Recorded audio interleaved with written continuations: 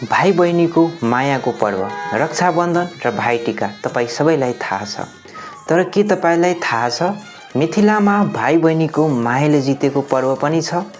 सामा चकेबा।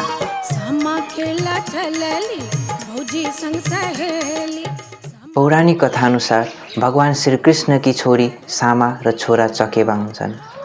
चुगला नामक एक चुगलखोरले भगवान श्रीकृष्ण सामु सामामाथि झुटो आरोप लगाउँछन् र रिसमा आई भगवान श्रीकृष्णले सामालाई चरामा रूपान्तरण गरिदिन्छन्।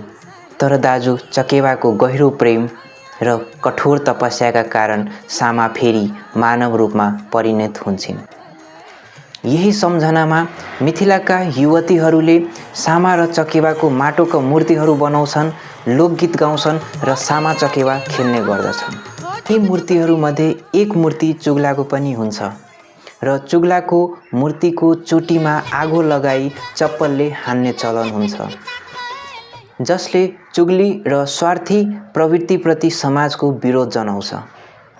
छठ पर्वको एक दिन अघिदेखि सुरु हुने सामा चकेबा कार्तिक पूर्णिमासम्म खेलिँदै मनाइन्छ।